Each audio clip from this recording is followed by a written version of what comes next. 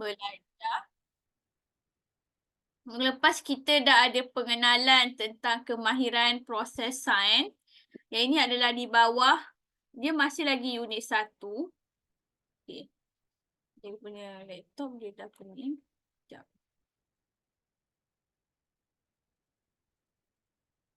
Sekejap.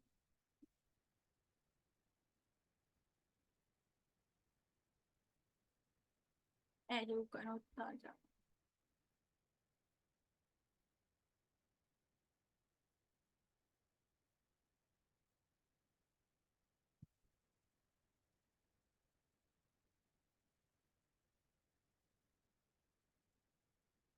Okey.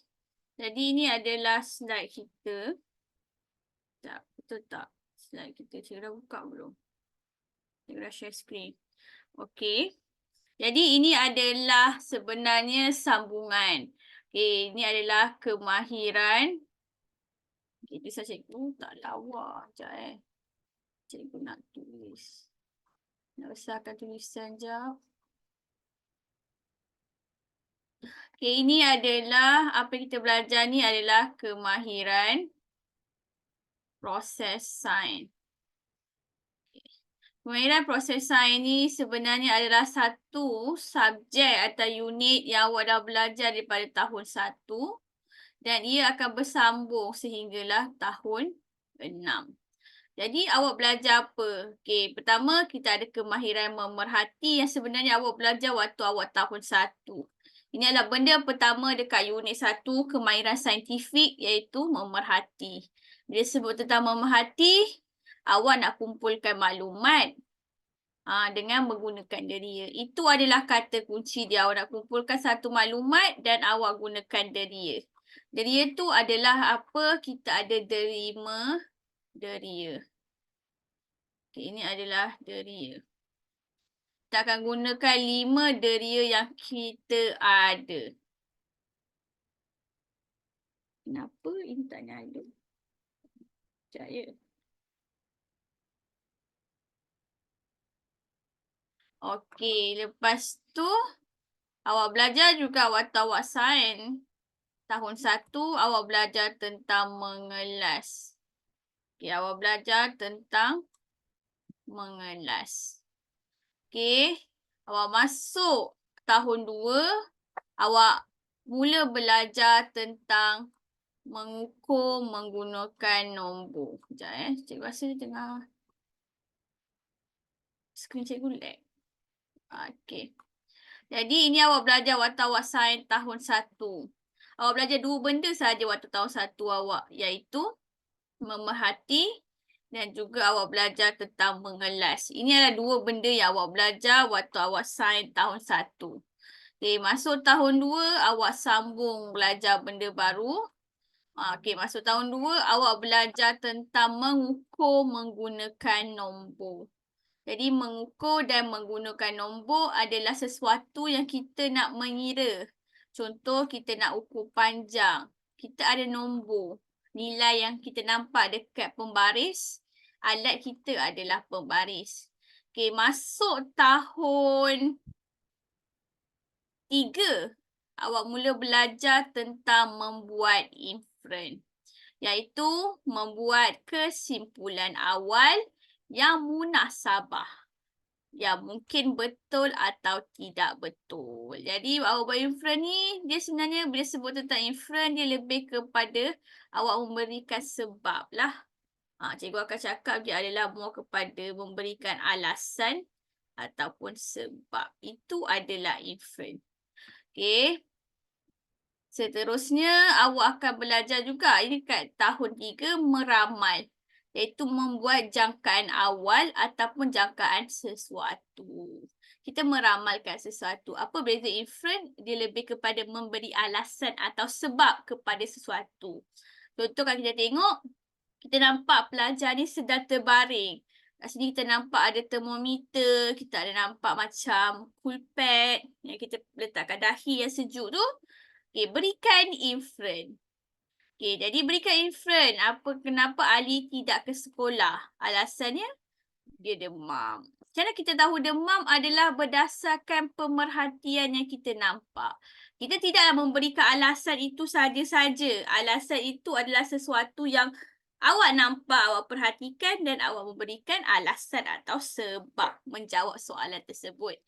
Dan kita belajar tentang berkomunikasi, iaitu apabila kita nak mempersembahkan maklumat dalam bentuk tulisan, lisan, bercakap, jadual, graf dan juga rajah serta model. Jadi kita ada banyak cara untuk kita menyampaikan maklumat kita kepada umum lah.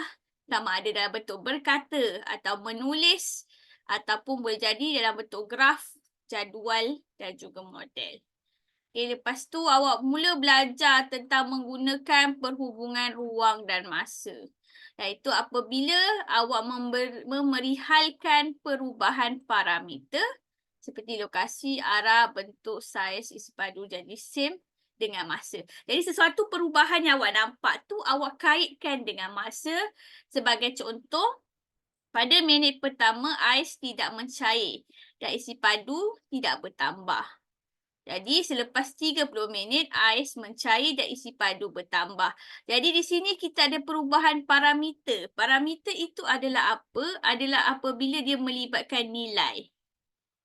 Jadi kita kata isi padu, jumlah dia. Okay, jadi kita kata apa? Bila ais tak cair, isi padu air tak bertambah. Tapi apabila selepas 30 minit, isi padu bertambah. Jadi kita kaitkan perhubungan ruang tu tak semestinya tempat. Dia adalah perubahan kepada sesuatu lah selain daripada masa dan kita kaitkan dengan masa. Seterusnya kita ada mentafsir data, iaitu memberikan penerangan yang rasional tentang objek, peristiwa dan pola. Okay, bila sebut tentang pola, kita ada dua sahaja corak atau pola, anak panah ke atas dan juga anak panah ke bawah. Apa maksud anak panah ke atas ini? Okey, anak panah ke atas ini menunjukkan pola itu sama ada menaik. Menunjukkan berlakunya peningkatan lah. Kita akan kata menaik dan juga menurun. Apa-apa yang menunjukkan lah ataupun kita boleh kata bertambah. Bertambah jadi banyak, betul tak? Dan juga berkurang. Jadi bila kita kata tentang pola, pola itu adalah dua sahaja corak dia, sama ada dia menaik ataupun dia menurun. Jadi kalau kita tengok pada pola masa kita ni daripada 1 minit dan kita akhiri 60 minit, jadi corak atau pola dia adalah bertambah. Sebab daripada nilai nombor 1, dia menjadi 60, maka dia bertambah.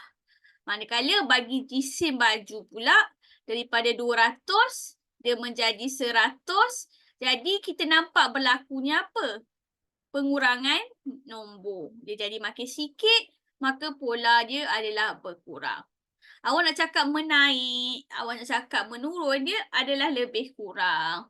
Dia adalah lebih, kalau menaik, menurun, bertambah, berkurang ni adalah lebih kepada istilah tata bahasa.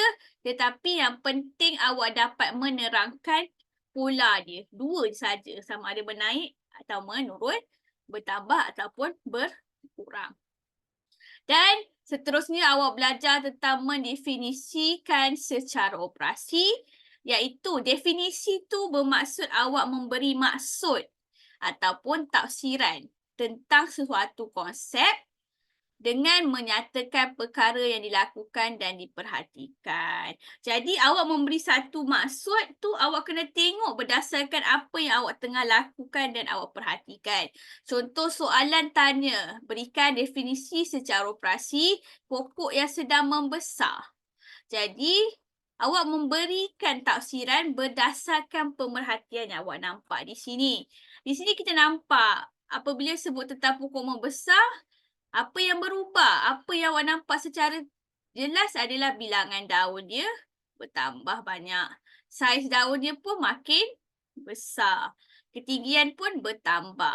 Batang dia menjadi semakin besar. Akar dia makin panjang.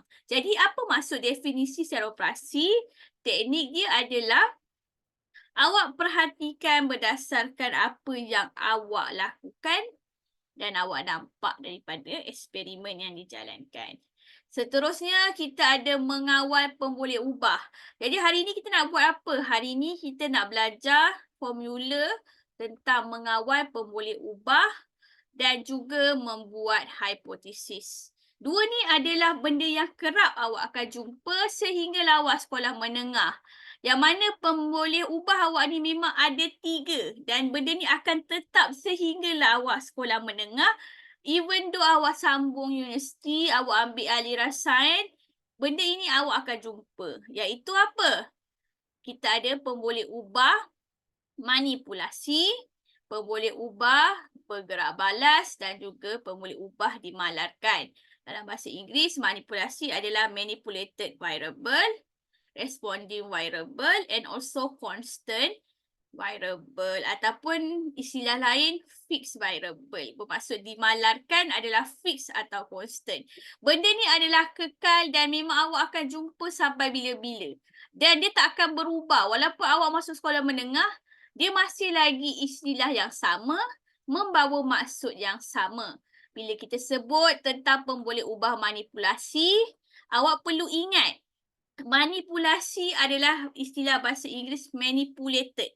Manipulate iaitu dia berubah-ubah, iaitu berbeza, berlainan, tidak sama atau ditukar. Jadi jika sesuatu benda dalam eksperimen tu awak nampak berbeza saiz, ada yang besar, kecil, sederhana, di situ awak boleh nyatakan itulah pemboleh ubah manipulasi awak. Okey. Kita ada pemboleh ubah bergerak balas ataupun responding variable. Apa itu responding variable? Kata kunci dia adalah perubahan yang berlaku yang awak nak lihat, awak nak teliti atau awak nak ukur. Jadi ni satu eksperimen tu, contoh.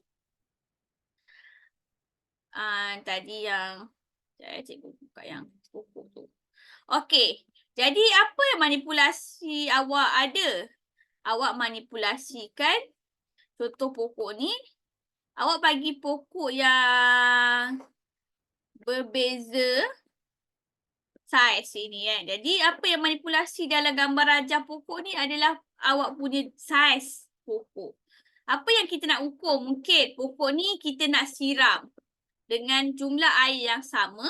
Adakah dia punya pertumbuhan akan berbeza? Itu yang awak nak ukur. Oh, kalau kita siram air yang sama banyak, ada beza ke berlaku? Yes, ada beza. Pokok yang kecil tu lagi cepat bertambah ketinggian berbanding pokok besar. Sebab apa? Bila kecil, dia tak perlu ramai untuk dikongsikan air. Tapi kalau pokok besar, dia perlukan banyak air untuk dikongsi. Tak apa, nanti kita akan tengok contoh soalan supaya awak lebih faham dan awak jelas. Okay, seterusnya kita ada pemboleh ubah dimalarkan. Kata kunci dia adalah sesuatu yang sama, tidak berubah dan juga tetap. Jadi apa-apa benda yang awak nampak tetap, itu adalah dimalarkan. Hipotesis pula, kita ada formula. Okay, apa maksud hipotesis? Adalah membuat pernyataan antara dua pemboleh ubah. Jadi bermaksud pemboleh ubah yang terlibat dalam hipotesis ada dua je awak ingat. Iaitu manipulasi dan juga bergerak balas. Dua itu mesti ada dalam hipotesis awak. Untuk awak menerangkan sesuatu dan perlu diuji kesahihannya melalui eksperimen. Jadi pertama sekali bila nak buat hipotesis, awak kena kenal pasti awak punya pemboleh ubah manipulasi dan juga bergerak balas. Itu dua. Tip pertama, kena kenal pasti pemboleh ubah. Kenal pasti pemboleh ubah. Dua saja iaitu pemboleh ubah manipulasi dan bergerak balas. Manipulasi sesuatu yang berbeza atau berubah. Bergerak balas adalah yang kita perhatikan atau kita nak ukur. Itu adalah tip pertama. Tip kedua adalah formula ayat dia. Okay, ayat dia adalah seperti berikut. Semakin corak pemboleh ubah manipulasi, semakin corak pemboleh ubah bergerak balas. Bila sebut tentang corak, awak kena ingat corak ada dua sahaja jenis. Sama ada dia bertambah atau berkurang. Ini istilah corak atau kita panggil sebagai pola. Macam mana nak tahu corak dan pola ni? Awak kena tengok awak punya data. Sebab tu mentaksir data adalah penting kerana di sinilah kita akan ketahui kita punya corak dan juga pola. Okey. Itu awak kena bandingkan. Tapi macam mana nak tahu siapa pun boleh ubah manipulasi dan bergerak balas? Kita akan tengok tip dan formula dia. Jadi sebagai contoh ini adalah ayat yang kekal sehingga sekolah menengah masih lagi ayat yang sama iaitu semakin bertambah bilangan ikan, semakin cepat ikan mati selepas 2 hari. Jadi di sini kita nampak bahawa semakin ini adalah ayat tetap yang awak kena guna. Bertambah ini adalah corak. Macam mana nak tahu? Kena taksir data. Bilangan ikan ini adalah pemboleh ubah manipulasi. Semakin cepat. Cepat ini adalah pola juga. Cepat, lambat, tinggi, rendah, besar, kecil, menaik, menurun itu adalah pola. Okey, ikan mati selepas 2 hari adalah pemboleh ubah bergerak balas. Okey. Dan seterusnya ini adalah kita akan mengeksperimenkan dalam bahagian terakhir yang mana mengeksperimenkan mestilah melibatkan merancang eksperimen, menjalankan eksperimen, mengumpul data dan membuat kesimpulan. Jadi merancang eksperimen adalah kena ada penyataan masalah. Kenapa? Kita buat sesuatu uji kaji kerana kita nak menguji suatu benda tu timbulnya masalah. Ada orang cakap, apa jadi kalau kek terlebih air? Jadi macam mana nak tahu apa jadi? Kita buat eksperimen. Jadi apa jadi itu adalah satu penyataan masalah. Kita timbulkan masalah dan kita selesaikan. Merangka hipotesis. Hipotesis ni adalah sesuatu benda yang awak datang dahulu. Jadi awak buat dahulu. Okey, jadi hipotesis ni adalah awak cipta dahulu. Awak datang dahulu tu maksud awak cipta dahulu. Jadi dia tak ada istilah betul atau salah. Awak just cipta sahaja. Jadi seterusnya awak kena ada menyenaraikan langkah-langkah untuk eksperimen, menyediakan radas dan juga bahan. Okey, ini ada preparation lah macam buat kek. Nak buat kek tak terus buat, betul tak? Awak kena cari barang. Okey, awak nak kena tengok menu. Bukan menu, awak kena tengok dia punya step-step. Sama lah seperti eksperimen. Awak kena tengok dulu. Okey, macam mana nak buat kek coklat? Mesti awak googlekan cara. Sama lah juga eksperimen. Awak kena ada langkah-langkah yang awak kena ikut. Awak kena cari dan awak kena ikut. Serta awak kena sediakan radas dan juga bahan. Bila keempat-empat ini dah ada, barulah kita jalankan eksperimen. Jadi, kita ikut langkah eksperimen. Dah buat eksperimen, perlulah kumpul data. Dan data tu perlulah kita bentangkan dalam bentuk jadual dan graf. Mana lebih mudah lah. Dan akhir sekali membuat kesimpulan. Kesimpulan itu adalah kita nak tahu sama ada hipotesis kita ni diterima atau tidak. Sebab itu kita kata eksperimen adalah untuk menguji hipotesis. Bila awak tengok definisi di atas ini, awak nampak mengeksperimen adalah merancang dan menjalankan penyiasatan untuk menguji hipotesis, kumpul data dan taksir serta akhir sekali buat kesimpulan. Jadi apa kita dapat kat sini? Awak kena ingat kesimpulan dan hipotesis adalah ayat yang sama. Dia adalah ayat sama. Jadi kalau orang tanya apakah kesimpulan awak? Awak kena guna formula semakin corak, boleh ubah manipulasi, semakin corak, boleh ubah bergerak balas. Ini sama. Bila sebut tentang hipotesis adalah sama dengan kesimpulan. Jadi ini adalah rangkuman tentang kemahiran proses sains Sebenarnya awak dah habis belajar waktu tahun 5. Tahun 6 ni dia ulang lagi. Kenapa dia penting lah? Sebab dia ada dalam soalan bahagian sains. Jadi awak kena kuasai lah. Jadi sebenarnya kemahiran proses sains ni dia lebih kepada awak menguasai dia. Okay. Dia ada formula. Dia benda ni adalah repetitif. Repetitif tu adalah berulang. Jadi awak akan jumpa pada masa akan datang dan formula dia masih sama. Okay, now cikgu nak tekankan pada bahagian mengawal pemboleh ubah. Jadi kita nak kawal pemboleh ubah kita. Okay, kita ada 3. Bila sebut tentang pemboleh ubah, awak memang kena ingat kita ada 3 saja pemboleh ubah. Misalnya mata bukan cikgu. Okay, kita ada 3 saja pemboleh ubah. Okay, pemboleh ubah pertama adalah manipulasi. Apa maksud manipulasi? Adalah sesuatu yang diubah, berbeza dan tidak sama. Manakala pemboleh ubah kedua adalah bergerak balas. Short form dia kita panggil PB. Pemboleh ubah bergerak balas adalah sesuatu yang diperhati, diukur, disiasat, direkod selepas penyiasatan atau hasil. Jadi jika sesuatu benda yang awak nak perhatikan, awak nak ukur, awak nak siasat dan awak nak kena catat, itu adalah pemboleh ubah bergerak balas. Dan terakhir kita ada pemboleh ubah dimalarkan.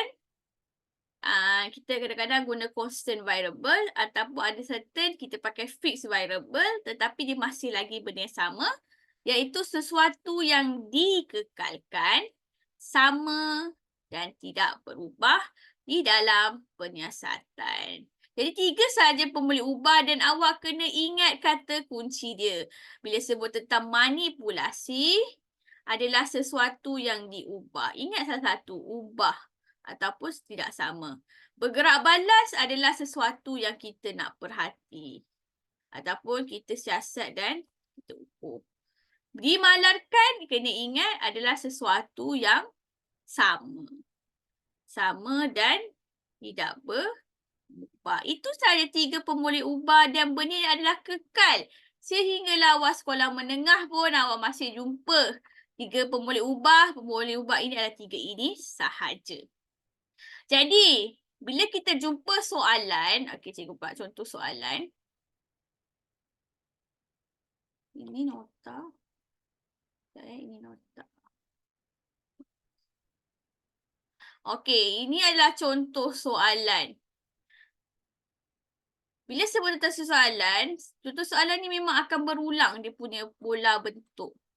Okay, apa pola bentuk dia? Okey, kita ada beberapa jenis pola bentuk lah. Pada kawan-kawan yang pernah belajar sebelum ni dengan cikgu, pada bulan lepas kita dah belajar. Jadi ini kategori cikgu ulang semula apa yang dia dah belajar. Okey, Amni. Amni lama dia dah belajar sebenarnya. Okey, ulang semula lah. Okey, kita ada beberapa jenis bentuk soalan. Pertama adalah soalan yang diberikan dalam bentuk jadual. Okay. Soalan eksperimen dia ada beberapa bentuk. Pertama, dalam bentuk jadual. Kedua, mungkin dalam bentuk ayat. Ayat panjang lah yang awak perlu baca. Ketiga, kadang-kadang dia dalam bentuk soalan dalam bentuk graf. Bukan tiada, ada soalan dalam bentuk graf. Dia bagi awak graf. Okay. Keempat adalah soalan yang awak kena cari pemboleh ubah dalam bentuk gambar. Okey. Jadi kita ada 4 jenis sahaja soalan eksperimen. Sama ada dalam bentuk gambar, dalam bentuk graf, dalam bentuk ayat dan juga dalam bentuk jadual. Kadang-kadang itu adalah 4 bentuk asas. Jadual, ayat, graf dan juga gambar rajah. Tapi ada masa soalan tu dia combinekan, dia gabungkan. Jadi, yang penting kita kuasai formula. Kita mulakan dengan soalan dalam bentuk jadual. Okey. Soalan dalam bentuk jadual, kita biasa akan ada bentuk jadual. Okay, awal istilah row. Kalau dalam bahasa Inggeris, kita ada kotak yang melentang dan juga kotak yang menegak. Biasanya kotak dia akan ada 3 kolom sahaja. Kolom tu apa? Yang ini. Ini adalah kolom. Okey, biasa soalan eksperimen, jadual, dia ada 2 atau 3 kolom. Ini kita panggil sebagai kolom. Dia ada 2 atau 3 sahaja selalu, dia tak akan ada banyak. Jadi, macam mana kalau soalan tu dia berikan 2, cikgu kata 2 kotak yang menegak tu. Cikgu pakai istilah menegak lah kita ada 2 atau 3 saja bentuk soalan, dia punya kolom dia. Sekarang kita nak tahu, kalau 2, mana satu pun boleh ubah manipulasi, mana satu pun boleh ubah bergerak balas. Kita ada 2 saja. Bila sebut tentang pemboleh ubah, yang paling penting yang awak kena cari adalah manipulasi dan juga bergerak balas. 2 ni paling penting. Yang awak kena cari dan dia memang dah sediakan dalam penyataan iaitu ayat. Pertama adalah pemboleh ubah manipulasi. Biasanya, kita ada 2 jenis jadual, yang jadual menegak dan juga jadual melintang. Ini adalah jadual yang bentuk tegak lah. Ada juga jadual yang kita susun secara melintang. Untuk tips jadual menegak, bahagian kiri adalah pemboleh ubah manipulasi. Apa-apa bahagian kiri, kalau 2 jadual, dia adalah manipulasi. Yang belah kanan adalah gerak balas. Awak dah darjah 6. Kiri, ini adalah bahagian kiri. Ini adalah bahagian kanan. Kalau jadual kita dalam keadaan melintang. Jadi kalau jadual kita dalam bentuk lintang seperti ini, pemboleh ubah manipulasi akan duduk di bahagian atas. Pemboleh ubah bergerak balas akan duduk bawah. Macam mana nak faham? Macam mana nak ingat? Tak macam susah ni nak ingat. Cikgu ada satu tip. Kita ibaratkan tip ni macam menulis di atas satu kertas. Bila awak menulis dalam buku, awak akan mula menulis daripada atas, betul tak? Awak akan start menulis daripada bahagian sini, betul tak? Jarang kita jumpa kawan tulis daripada bahagian bawah naik ke atas. Kita selalunya menulis daripada bahagian atas turun ke bawah. Manipulasi bermaksud M. M adalah mula. Ingat, mula menulis adalah daripada bahagian atas pergi ke bawah. Semua orang menulis daripada bahagian atas kertas pergi ke bawah kertas. M, manipulasi, mula. Dia adalah mula-mula. Jadi dia duduk ke atas. Jadi dalam jadual seperti ini, atas adalah manipulasi. Dan benda ni adalah kekal. Walaupun awak dah masuk sekolah menengah, selalunya manipulasi memang duduk di bahagian atas. Kita menulis juga daripada atas ke bawah. Kita tulis tulisan rumi ABC alfabet. Kita mula daripada belah kiri ke belah kanan. Betul tak? Semua orang mula menulis daripada kiri buku ke kanan buku. Kecuali Jawi. Jawi kita mula pada kanan ke kiri. Tapi sekarang ni kita tengah belajar sains. Tak ada pun berkait main dengan Jawi. Kalau kita tulis dalam buku, kita memang akan mula daripada belah kiri buku. Ini kiri cikgu Ini kiri. Dia akan mula pada kiri, pergi ke kanan. Daripada atas, pergi ke bawah. Jadi cikgu cakap apa? Ingat, manipulasi M. M bermaksud mula. Jadi, mula bermaksud manipulasi mestilah duduk di bahagian kiri dan juga atas. Cikgu ulang, nak ingat siapa duduk atas, siapa duduk bawah, siapa duduk kiri jadual, kanan jadual. Ingat M, mula. Mula menulis mestilah daripada kiri dan atas. Jadi, manipulasi adalah sesuatu yang kita mulakan daripada belah kiri dan dia mula daripada belah atas. Jadi bermaksud, jika jadual kita dalam bentuk seperti ini, Bilangan mentol adalah pemboleh ubah manipulasi. Kerana apa? Cikgu dah cakap, manipulasi adalah kita duduk di kiri. Manipulasi dia mula mestilah daripada kiri. Awak ingat, formula ni adalah formula menulis. Awak kena ingat, menulis kita memang mulakan daripada kiri dan juga atas kertas. Okey. Bergerak balas pula akan duduk di bahagian kanan dan juga hujung lah. Biasa dia macam tu. Dia akan akhir. Jika jadual itu dalam keadaan menegak. Okey. Ni jadual awak, ini data. Okey, nombor-nombor ini semua ni data. Yang kita kena taksirkan untuk dapatkan corak. Okey, macam mana pula kalau jadual itu dalam bentuk atas dan bawah? Bermaksud data kita ditulis seperti ini. Ini data. Okay, jadi ini data kita. Kita tulis secara begini. Okey. Jika jadual kita dalam bentuk atas bawah, awak kena ingat manipulasi mula. Bermaksud dia memang akan duduk bahagian atas. Jadi suhu sekitar adalah manipulasi. Isi padu air yang tinggal adalah bergerak balas. Itu adalah formula dia. Jadi cikgu tulis balik formula untuk jadual.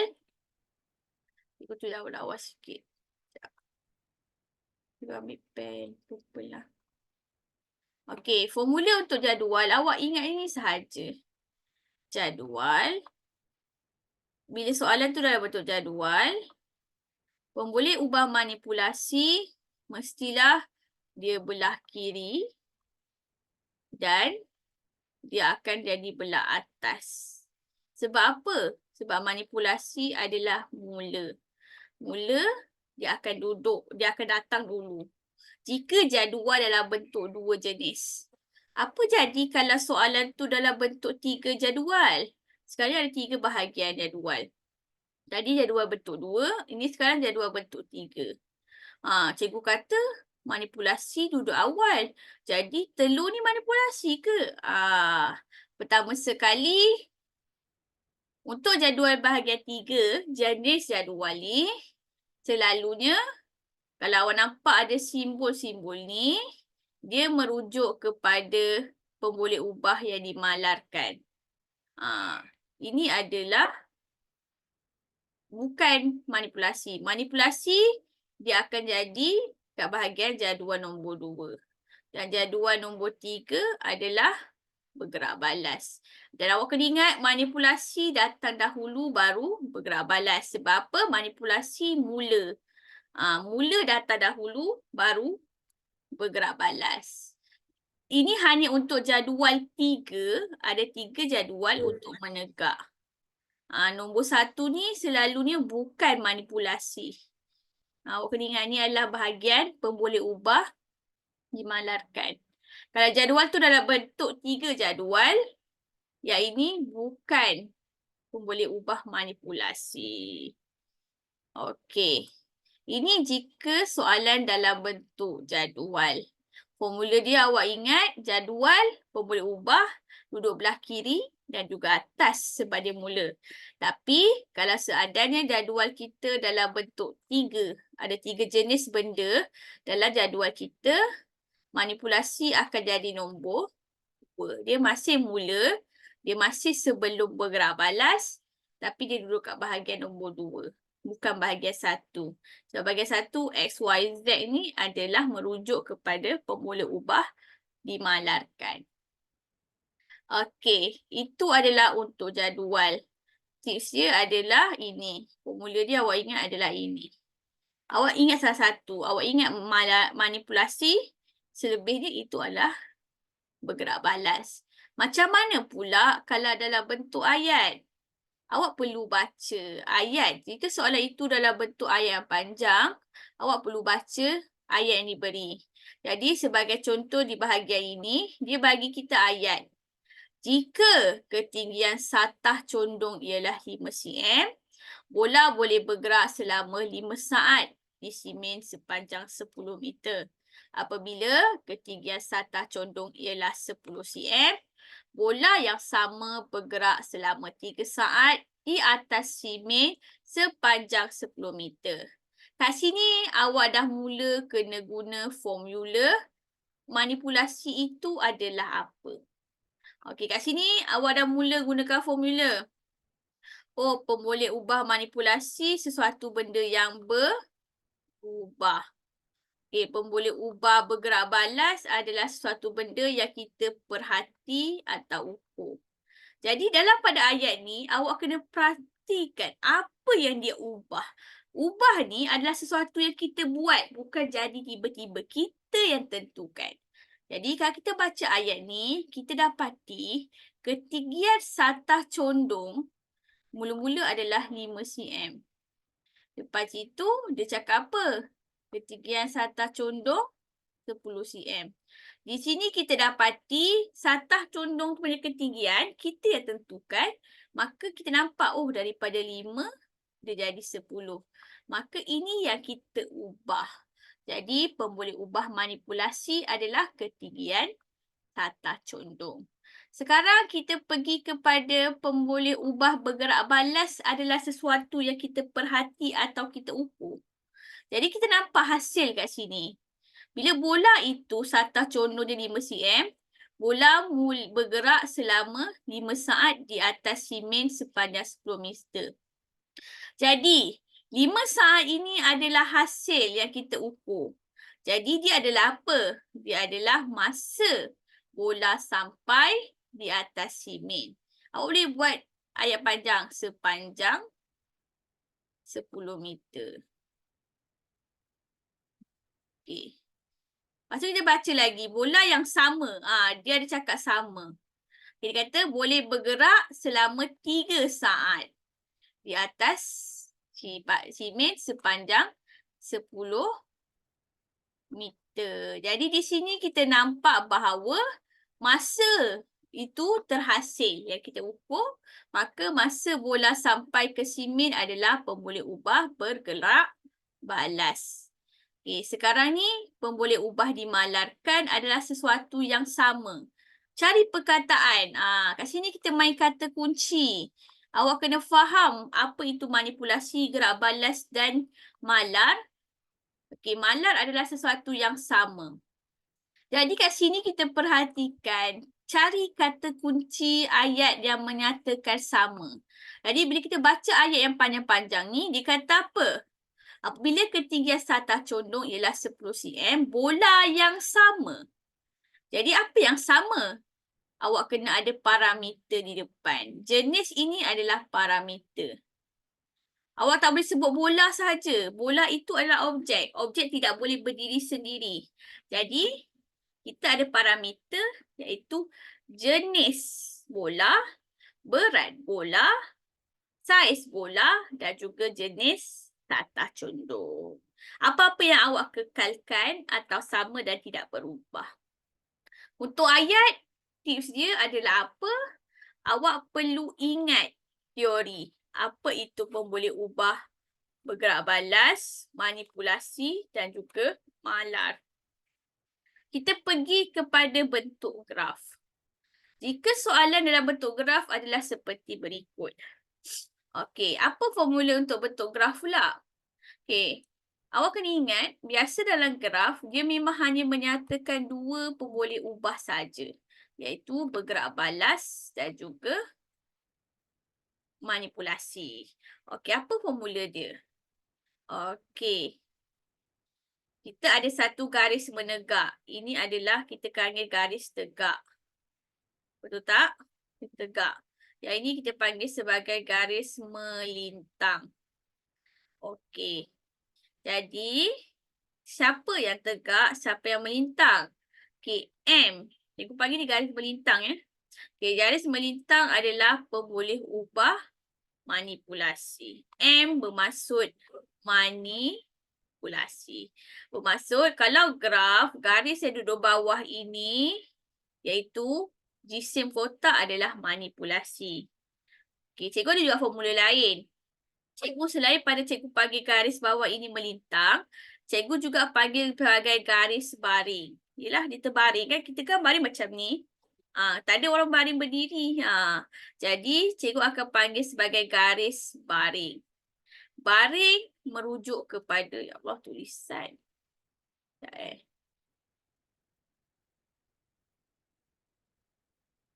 Okey. Ini kita panggil sebagai, cikgu panggil sebagai garis baring. Di dalam baring. B. B merujuk sebagai berubah. Apa pemboleh ubah yang berubah? Adalah pemboleh ubah manipulasi.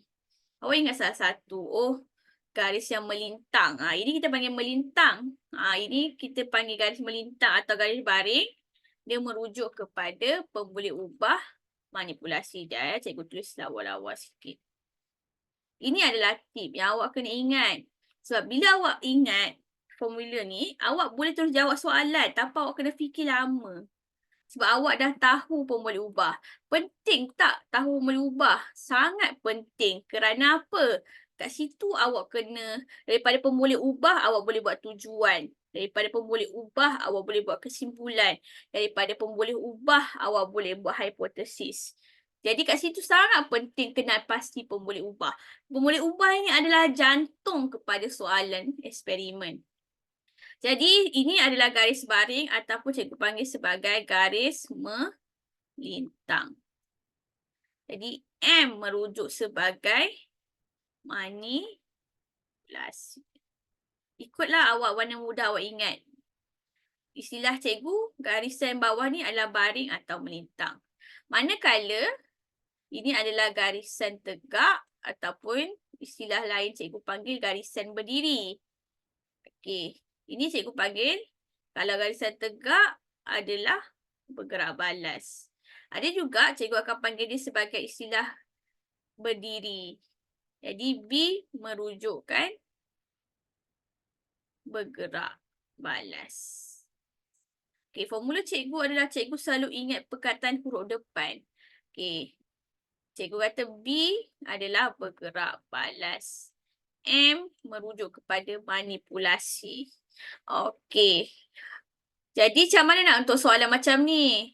Cikgu sarankan macam cikgu cakap tadi, ingat salah satu. Okay, kalau awak dah ingat manipulasi mesti garisan yang baring dan melintang, bermaksud jisim kotak adalah manipulasi, automatik jumlah daya yang diperlukan itu adalah bergerak balas. Sebab dalam soalan, memang kita hanya perlu cari dan dia nyatakan adalah manipulasi yang bergerak balas. Lagi-lagi kalau soalan jadual dan juga graf. Kalau ayat, dia akan bagi semua benda dalam satu ayat. Ketiga-tiga pun boleh ubah. Okay, dah apa? Nanti kita nak uji awak adalah dengan soalan. Supaya awak baru nampak. Okey.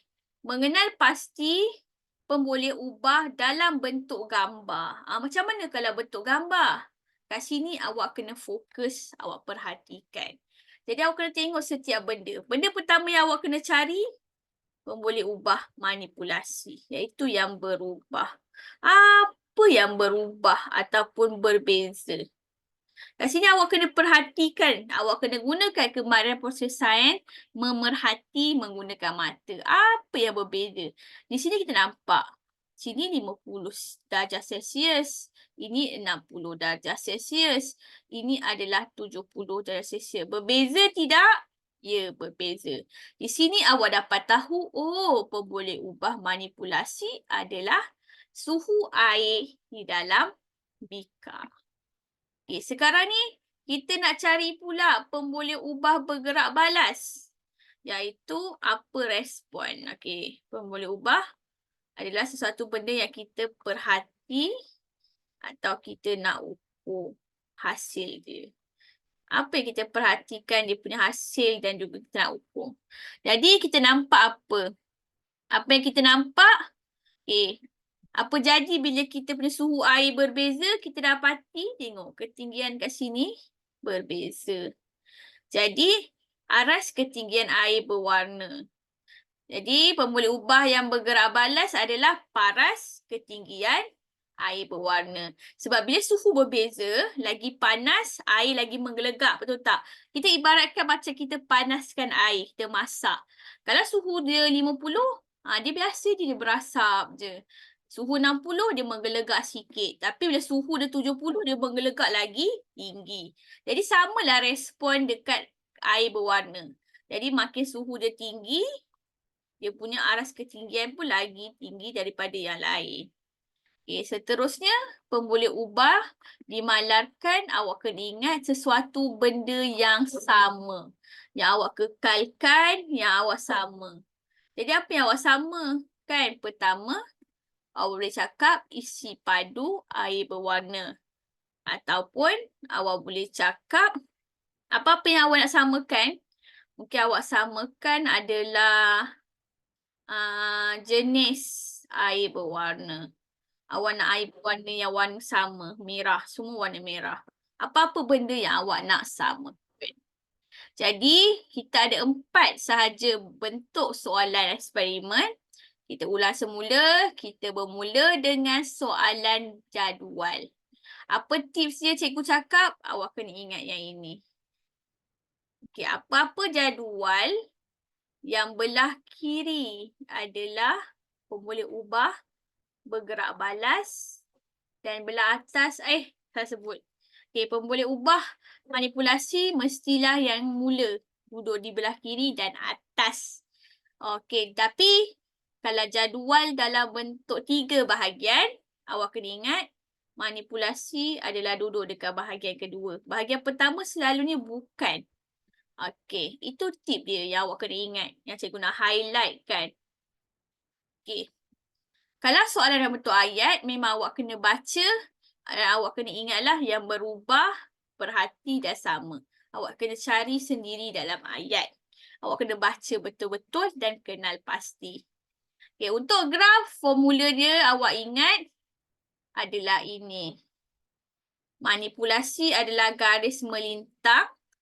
Bergerak balas adalah garis yang berdiri. Yang ini adalah berdiri.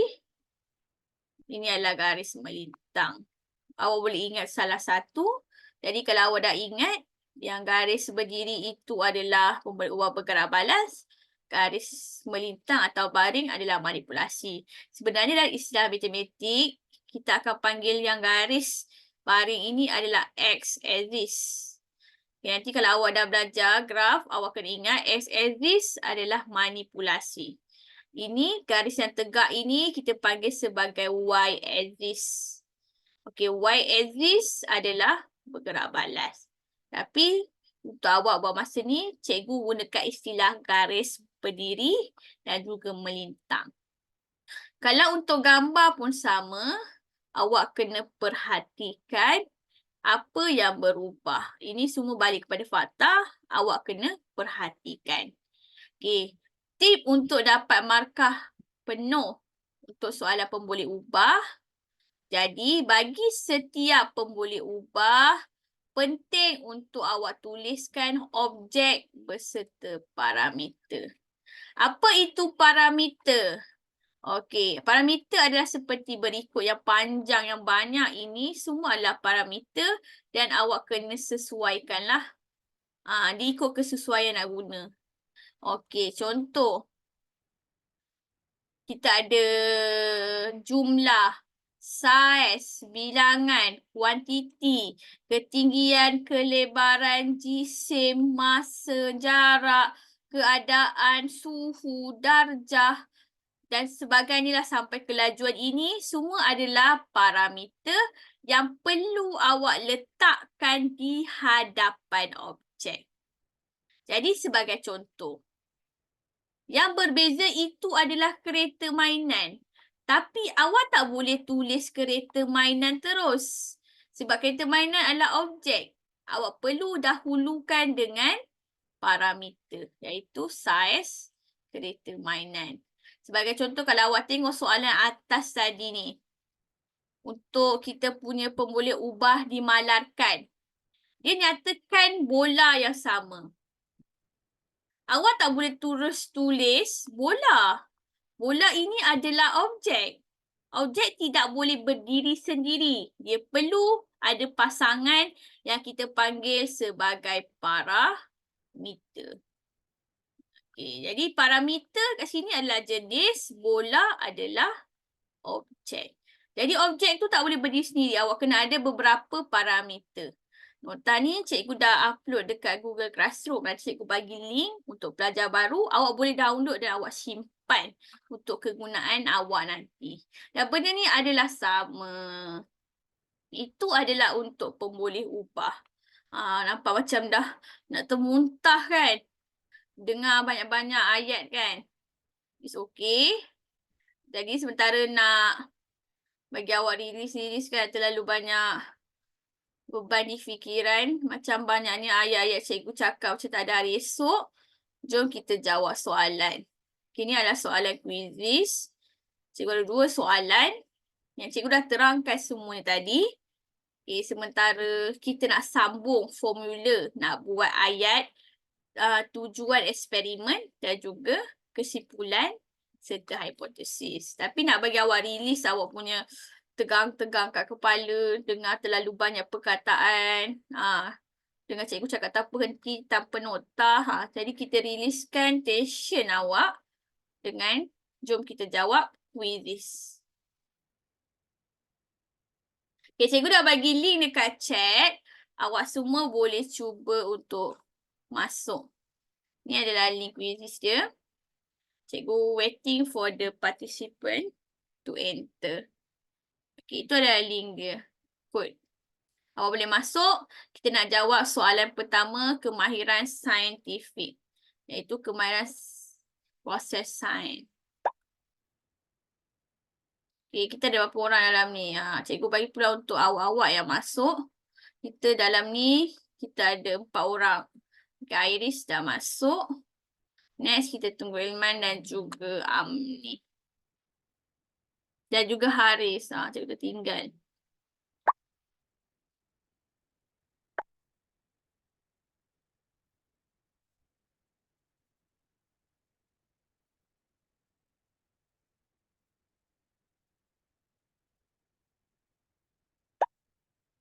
Okay, kita dah ada 4 ahli dalam ni. So, we start dalam kiraan 3, 2, 1.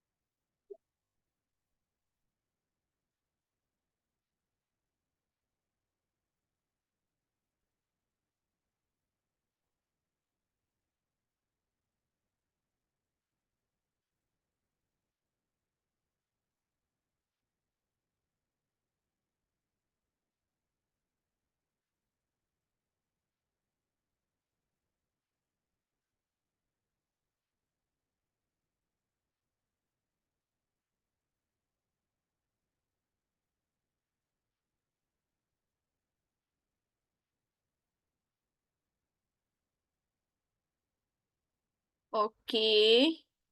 Dia dah siap. Jom kita tengok.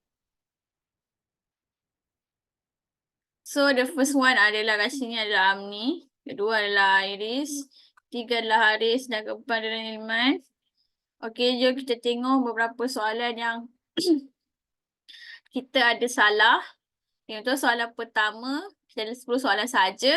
Apakah yang dimaksudkan dengan kemahiran meramal? Meramal adalah sesuatu yang kita buat jangkaan tentang sesuatu peristiwa. Okay, soalan nombor 2. Raja menunjukkan buah rambutan. Antara kemahiran berikut yang manakah digunakan untuk mengenal pasti buah rambutan adalah dengan memerhati. Macam mana awak tahu tu rambutan? Dengan awak lihat. Dan awak nampak, oh warna merah yang ada rambut-rambut ni rambutan. Okey. Yang ketiga. Raja menunjukkan suatu aktiviti. Apakah kemahiran proses sains yang terlibat di sini adalah dia ada beberapa jenis barangan. Jenis apa ni? Jenis haiwan diasingkan. Maka ini adalah teknik mengelas. Okey. Soalan seterusnya semua betul. Maklumat berikut merupakan satu pernyataan yang dibuat oleh Adam. Semakin kuat. Bila awak nampak perkataan semakin, kat situ dah automatik awak kena tahu itu adalah hipotesis. Semakin kuat bola ditendang. Kuat itu adalah bola atau corak. Bola ditendang adalah kita punya manipulasi. Semakin laju. Laju itu adalah corak adalah bola. Bola itu bergolek adalah kita punya pemboleh ubah bergerak balas. Okey, soalan ni pula. Dia tanya antara berikut manakah kemahiran manipulatif? Manipulatif adalah kemahiran yang melibatkan perbuatan. Contoh, menyimpan bahan. Kemahiran fisikomotor, iaitu kemahiran yang melibatkan aktiviti yang melibatkan radas awak. Macam mana awak nak menghandle, iaitu handle bahasa Inggeris. Cara awak nak menggunakan alatan dan juga bahan. Jadi menyimpan bahan sains di tempat yang betul dan selamat, mengendali spesimen, melukis rajah dan sebagainya, mencuci selepas menggunakan itu adalah kemahiran manipulatif. Okey, soalan seterusnya. Bilangan kes demam denggi di bandar X lebih tinggi berbanding di bandar Y. Apakah inferen? Jadi inferen itu alasan. Kenapa jadi macam itu? Kebijakan nyamuk Aedes di bandar X adalah lebih banyak berbanding bandar Y. Dia berdasarkan pernyataan. Jadi inferen alasan itu awak nampak lah. Bilangan kes. Kenapa kes tu banyak? Bermaksud banyak nyamuk yang wujud di kawasan bandar X. Itu alasan dia. Sebab apa? Demam denggi berpunca daripada nyamuk Aedes. Okey, soalan nombor 7. Humairah menjalankan satu penyiasatan tentang bilangan ayunan bandul, iaitu pendulum lah yang bola besi dan makmal tu. Dia tanya, dalam masa yang berbeza, apakah pemboleh ubah bergerak balas dalam penyiasatan ini? Bergerak balas adalah sesuatu yang berubah. Dia kata bilangan ayunan dalam masa yang berbeza. Jadi bilangan ayunan itu adalah hasil. Sebab ayunan kita bayangkan macam main buaian. Awak boleh kira ke awak nak ayun berapa kali? Tidak. Tapi awak boleh nak kira, oh dalam masa 1 minit, 10 kali ayunan. Sebab ayunan tu ibarat macam main buai. Main buai, kita tak boleh nak tentukan berapa jumlah ayunan. Yang awak boleh tentukan berapa lama nak main. Contoh awak nak main buaian dekat taman. Awak nak berembuk dengan kawan awak. Awak akan cakap, tunggu aku nak main 5 minit. Tak pernah lagi orang cakap, tunggu aku nak main 100 ayunan. Ada ke orang nak kira 100 ayunan buai mainan tu? Tidak. Automatik yang kita boleh ubah dan kita boleh tentukan di situ adalah masa.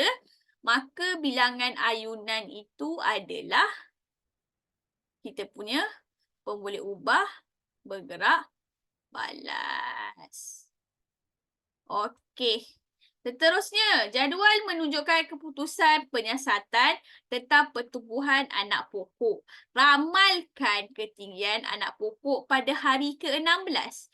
Okey, bila soalan ramalan ini, pertama awak kena tengok awak punya jadual. Okey. Masa adalah apa? Apa-apa yang duduk belah kiri, cikgu kata automatik, pemboleh ubah manipulasi. Maka ketinggian pokok adalah pemboleh ubah bergerak balas. Dalam masa 4 hari, ketinggian dia 5. Jadi 4 hari, ketinggian dia 5 cm. Dalam masa 8 hari, jadi beza hari berapa? 8 tolak 4, beza dia 4 hari. Ketinggian dia jadi 9 cm. Dalam masa 4 hari berapa kenaikan? Dia naik sebanyak 4 cm. Okey. Pada hari ke-13, jadi 13 tolak 8 berapa? 13 tolak 8 sama dengan 5, betul tak? Dalam masa 5 hari, ketinggian dia jadi 13. Jadi 9 tolak 13 berapa? Dia masih lagi 4 cm. Jadi dia kata pada hari ke-16 pula. Okey, hari ke-16 beza 3 hari. Okey, beza 3 hari, automatik bila hari bertambah, bola kita menaik, ketinggian kita menaik. Jadi 10 cm tak boleh terima. 12 cm tak boleh terima sebab dia lebih kurang. Dia tak boleh kurang daripada 13. Dia kena lebih 13. Kita ada 2 jawapan, antara 17 dan 29. Okay, kenapa bukan 29? Sebab perbezaan hari kita sekejap je, 3 hari. Jadi ketinggian dia tu masih lagi 4 cm. 29 hari tu jarak dia jauh. Jadi kalau 29 cm ni bermaksud dia lebih daripada 16 hari. Jadi kalau awak nak tentukan ramalan, kalau soalan itu, jawapan tu awak tulis, awak boleh tulis apa-apa yang lebih daripada 13 hari. 13 cm. Tapi kalau soalan macam ini, awak kena bagi jawapan yang paling hampir.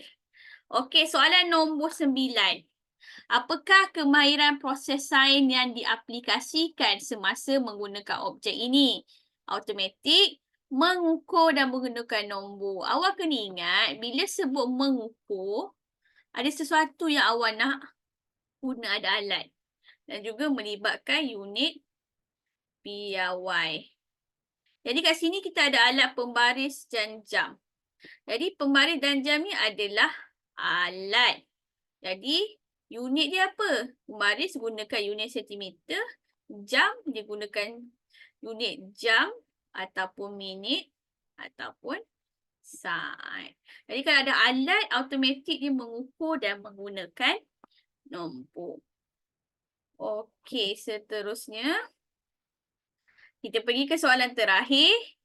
Dari berikut yang manakah merupakan kemahiran berkomunikasi? Jadi, kemahiran berkomunikasi adalah sesuatu yang awak nak buat pembentangan.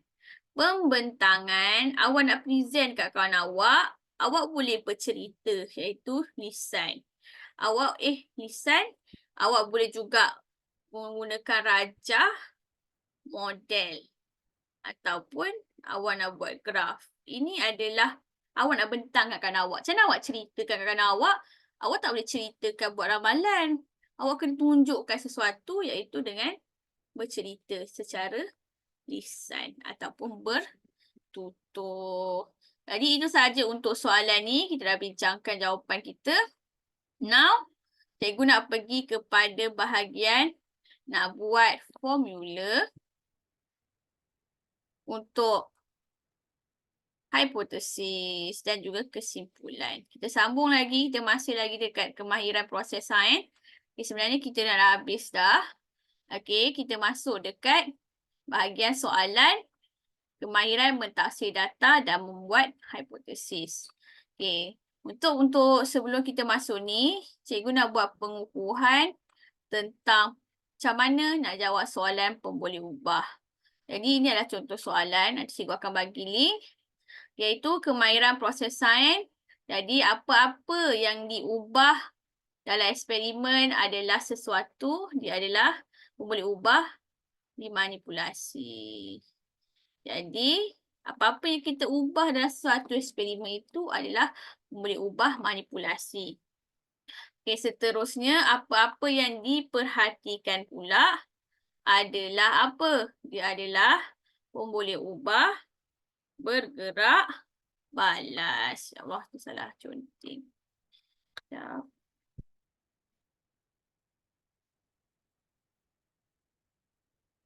So, dia adalah pemboleh ubah dimanipulasikan apa-apa yang diubah. Dan dia juga, kalau sesuatu yang diperhatikan, dia adalah pemboleh ubah bergerak balas. Sesuatu benda yang dikekalkan pula, dia adalah pemboleh ubah dimalarkan. Sama je istilah dimalar atau dimalarkan. Masih lagi benda yang sama. Jadi ini adalah satu contoh soalan. Jika dia bagi kat sini, dia bagi kita ayat dan juga rajah dan juga jadual. Kan cikgu kata, ini masih lagi dalam konteks pemboleh ubah. Cuma digabungkan. Perlu awak baca ayat yang panjang ini. Rajah di bawah menunjukkan 3 buah pasu serupa. Bila disebut serupa ni awak dah nampak tak? Pasu kita ni adalah pemboleh ubah dimalarkan. Jawab soalan macam ni. Awak dah baca, awak dapat point, awak tulis nota kat tepi tu. Lepas tu sama baca lagi.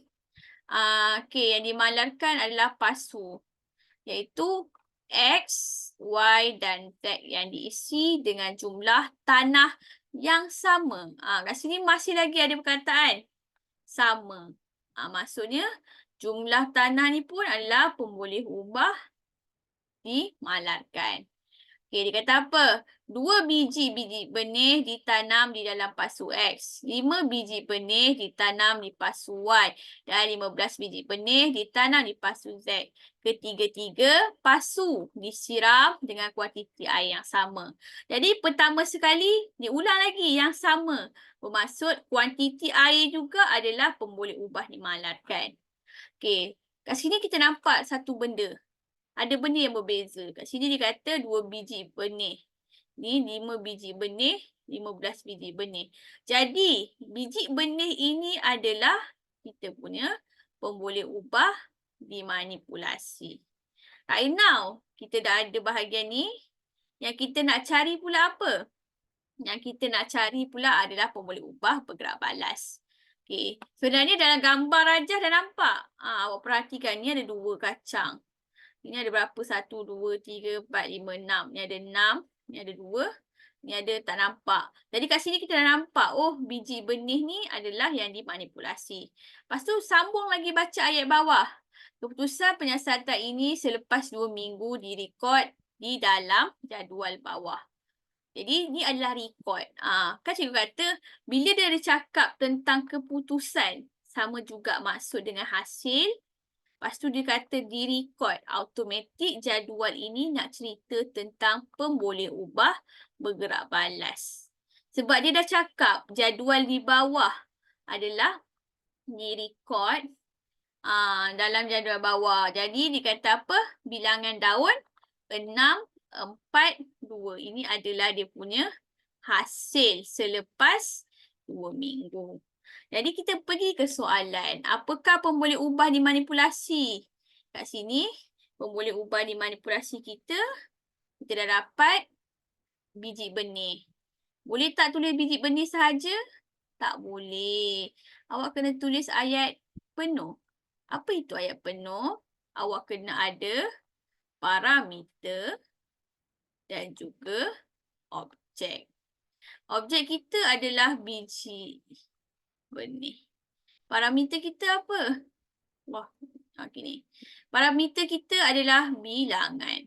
Parameter adalah sesuatu merujuk kepada nilai. Macam mana kita nak ukur nilai tu? Oh, bilangan bolehlah kira. Okay, sekarang apa itu pemboleh ubah bergerak balas kita?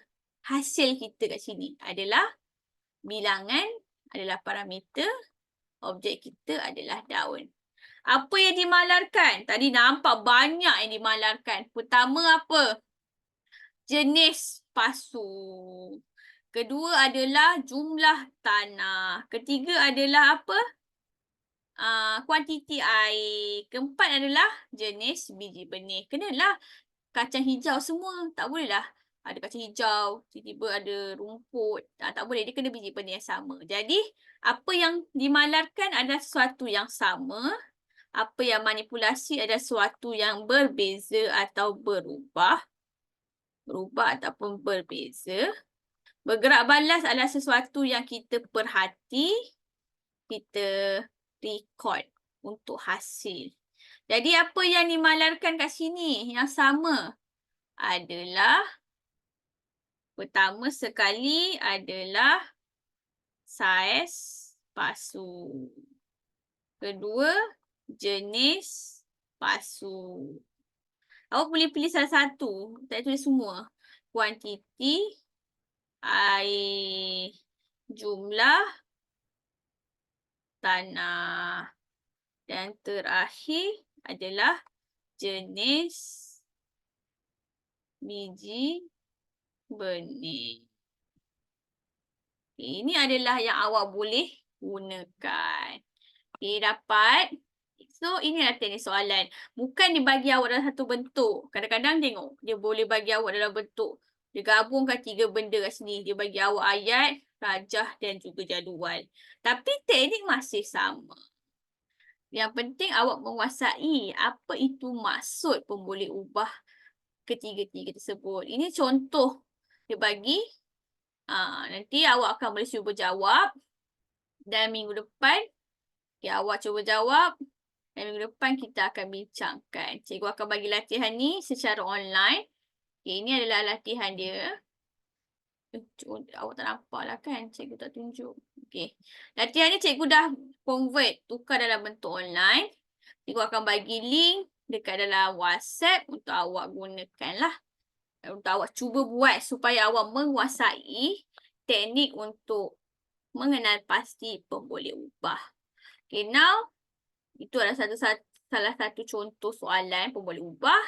Now, cikgu nak pergi kepada bahagian macam mana nak buat kesimpulan, iaitu membuat hipotesis dan juga kesimpulan. Hipotesis dan kesimpulan adalah di bawah skop mentafsir data. Ini apa? Ini nota. Ini jawapan. Jadi apa itu hipotesis? Apa itu hipotesis adalah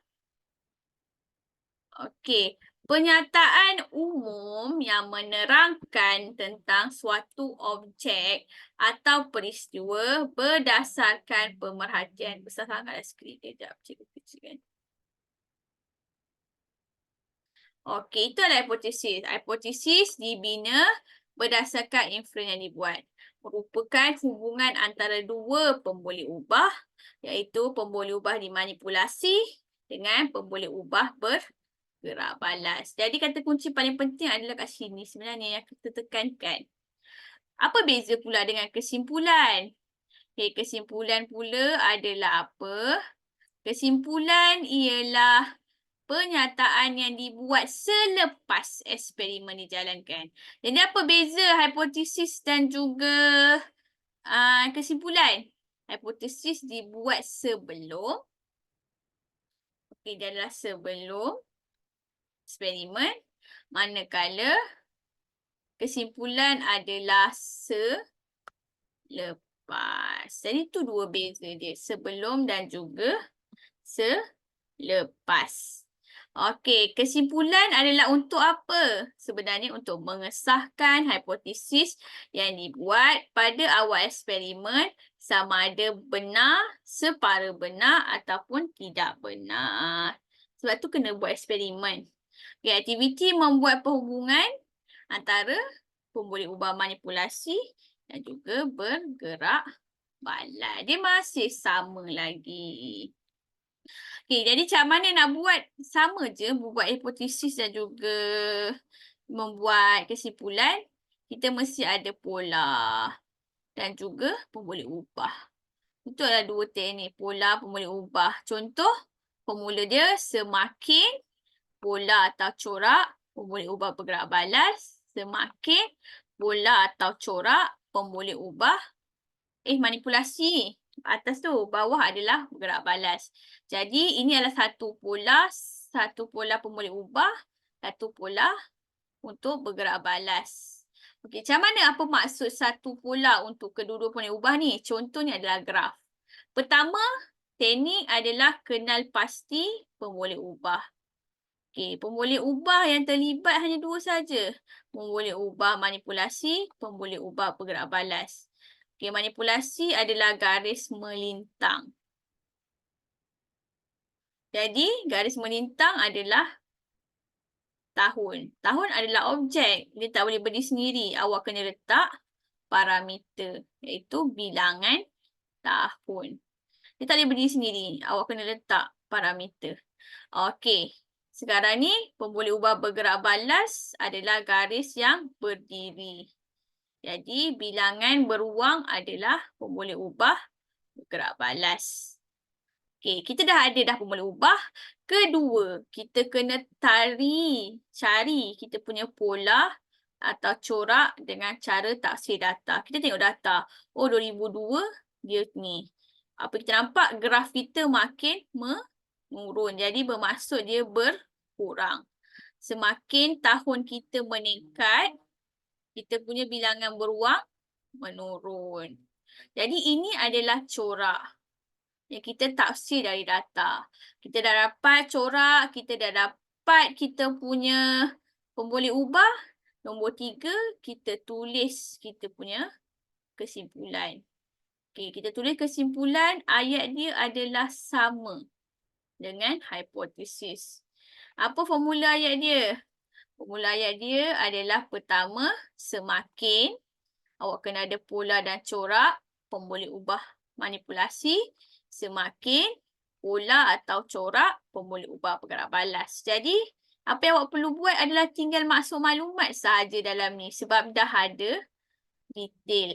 Jadi, awak tulislah semakin apa? Bertambah. Yelah daripada 2002 pergi ke tahun 2009, tahun tu bertambah. Jadi semakin bertambah bilangan tahun, semakin apa jadi pada bilangan beruang? 2002 banyak ni, 2009 dia sikit. Jadi maksud semakin berkurang bilangan beruang. Jadi ayat ini adalah sama saja untuk pemboleh ubah, untuk hipotesis. Jadi, alamak terconteng. Sekejap.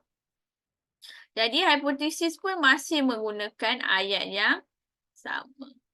Jadi, kalau tanya kesimpulan, dia sama je. Hipotesis dan juga kesimpulan adalah sama. Okey. Itu adalah hipotesis dan kesimpulan. Seterusnya, macam mana pula kita ada teknik lain pula bila kita ada satu pola pun boleh ubah manipulasi. Kita ada 2 pola pun boleh ubah bergerak balas. Mana pula contoh soalan? Ini adalah contoh graf. Bermaksud, pertama, kenal pasti manipulasi adalah garis yang baring. Manakala garis yang tegak adalah bergerak balas. Jadi, suhu adalah pemboleh ubah manipulasi. Manakala kita punya pemboleh ubah bergerak balas adalah bilangan bunga yang dihasilkan. Awak dah siap teknik pertama, kenal pasti pemboleh ubah. Now, kita nak pergi kepada corak. Okay, awak dah kenal awak punya manipulasi yang bergerak balas. Now, awak tengok pola. Pola itu awak kena baca data. Yang awak nampak graf ni data lah. Awak nampak mula-mula daripada 20 pergi ke 30 darjah Celsius, nilai bilangan bunga dia bertambah. Tapi bila 30 pergi ke 40, bilangan bunga dia berturun. Kat situlah kita katakan 2 pola pemboleh ubah bergerak balas. Bermaksud, pemboleh ubah gerak balas kita ada 2 situasi berlaku, bertambah dan berkurang. Teknik nak menjawab masih sama, iaitu dengan awak tulis semakin pola corak pemboleh ubah bergerak balas beserta fakta. Fakta tu apa? Data kita ni lah yang bawah ni. Semakin pola dan corak pemboleh ubah bergerak balas. Iaitu semakin bertambah suhu 20 darjah Celsius hingga 30 darjah Celsius, semakin bertambah bilangan bunga yang dihasilkan. Dan sebab apa? Kita ada 2 corak untuk pola untuk pemboleh ubah bergerak balas. Awak kena sambung. Semakin bertambah suhu 30 hingga 40, semakin berkurang bilangan bunga yang dihasilkan. Jadi inilah teknik masih sama, cuma kita ada 2 pola untuk pemboleh ubah bergerak balas. Okey, ini soalan pula jika tiada pola pemboleh ubah dan tiada pola untuk pemboleh ubah bergerak balas dan juga pemboleh ubah manipulasi. Jadi formula dia adalah seperti berikut. Ini adalah contoh soalan litmus paper, iaitu kertas litmus untuk asid dan alkali yang awak dah belajar waktu darjah, cikgu darjah 3. Awak belajar tentang asid dan juga alkali. Formula nak tulis untuk soalan tiada pola adalah apabila pemboleh ubah manipulasi nyatakan fakta, maka pemboleh ubah bergerak balas fakta. Fakta ini adalah kita punya data. Okay. Ini adalah kita punya, ya Allah tercontik. Tak cikgu betulkan. Kita contik-contik. Dia hilang. Tak cikgu nak besarkan skrin. Nak padam. Okey, jadi kat sini kita punya fakta ni adalah data kita. Okay, contoh jawapan. Tiada pola bagi pemboleh ubah bergerak balas dan manipulasi. Awak ambil data awak. Jadi, pertama sekali tetap sama. Kena kenal pasti pemboleh ubah bergerak balas dan manipulasi. Apa yang berbeza adalah jenis bahan. Kita ada bahan A, B dan juga C. Dan cikgu kata pemboleh ubah manipulasi mestilah di depan. Jadi bahan adalah, bahagian soalan yang akan sedikit susah lah sebenarnya. Okey, tapi awak boleh. Kalau awak biasa buat soalan, awak akan faham. Okey, jadi pemboleh ubah bergerak balas kita adalah kita punya kertas litmus, iaitu perubahan warna kertas litmus. Contoh, bahan A dekat litmus paper biru, dia ada perubahan. Pada litmus kertas litmus merah, dia ada perubahan. Bagi bermaksud bahan ini adalah fakta. Kita tahu ini adalah fakta dia apa? Dia adalah neutral. Okey. Bahan B bertukar daripada biru menjadi merah, maka dia adalah asid. Jadi, bila bahan itu merah, dia ada perubahan, dia asid. Okey, kalau satu bahan itu adalah bersifat alkali, ini adalah asid. Kalau bahan itu bersifat alkali, biru tidak berubah, manakala merah akan jadi warna biru. Jadi apa formula dia? Ayat dia, apabila formula ubah manipulasi kita adalah jenis bahan, fakta kita apa? Ambil satu fakta, asid. Kita kata apa asid? Apa jadi kalau asid? Litmus paper kita akan berubah warna daripada warna biru ke merah. Jadi pemboleh ubah manipulasi kita adalah jenis bahan. Fakta kita nak cerita tentang asid. Kita pilih asid. Maka kita punya pemboleh ubah bergerak balas kita adalah kertas warna kertas litmus. Fakta dia apa yang berlaku. Jadi fakta dia apa kat sini? Fakta dia kat sini adalah warna dia daripada biru jadi merah. Sama juga kalau awak nak jawab soalan itu, awak nak pilih tentang alkali. Jadi awak tulis je sama seperti ini. Wah, tulisan cikgu. Cikgu type lah. Susah pula kat sini. Okey. Jadi awak tulis macam biasa juga.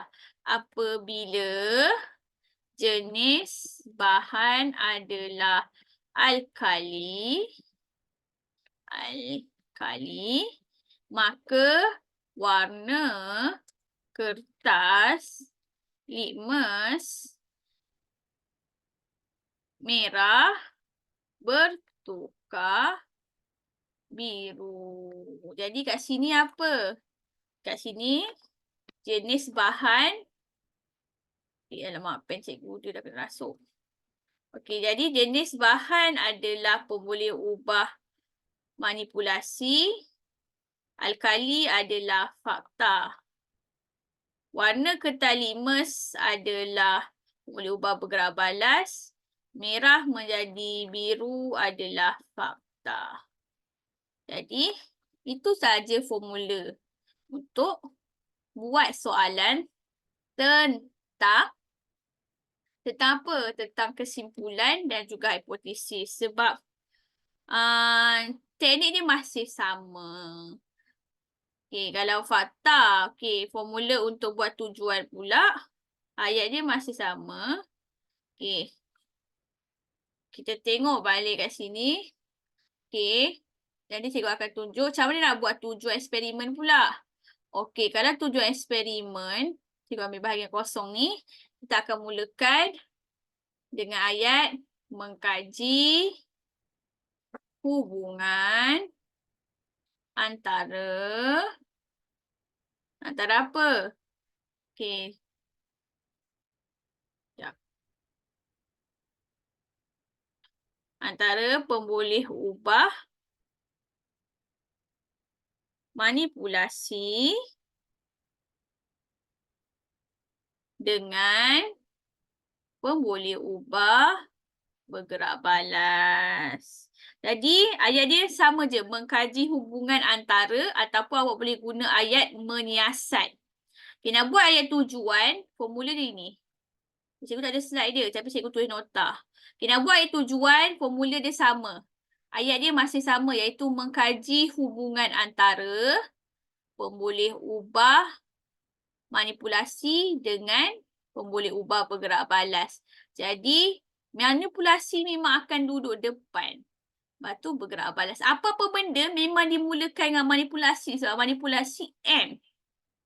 M bermaksud mula.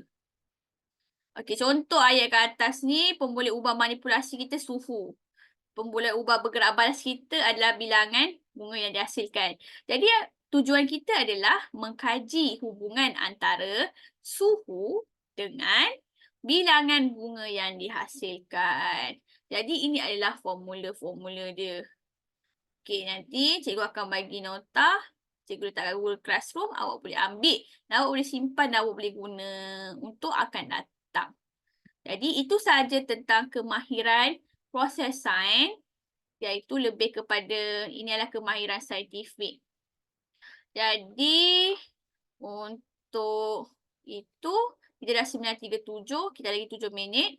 Cikgu ada another soalan untuk kita buat quizzes, iaitu masih lagi tentang kemahiran saintifik sains tahun 6. Okey. Cikgu bagi link untuk kita masuk. Okey, cikgu dah bagi link baru untuk soalan terakhir sebelum kita habis kelas pada 9.45. Awak boleh masuk untuk awak join link tersebut.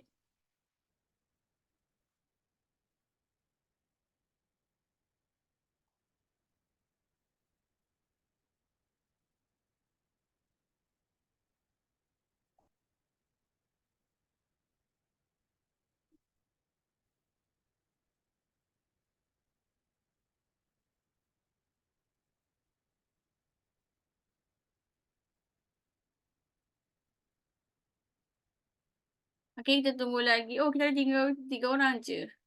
Amni dah tak ada. Mungkin tak ada line, okey? Jadi kita akan mulakan kelas pula. Kita akan mulakan kuiz kita dah kiraan 3, 2, 1.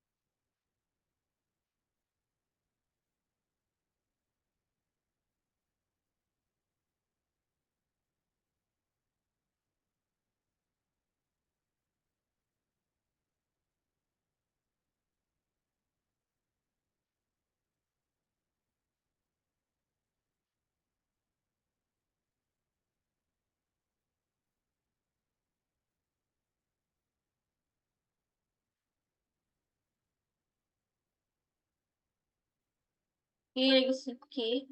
Tunggu Aiman.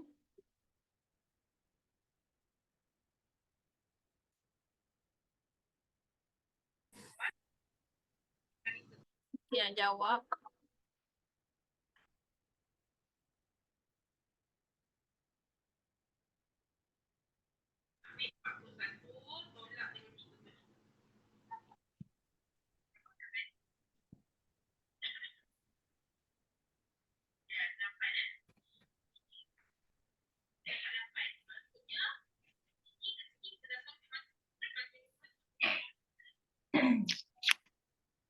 Sekejap ya.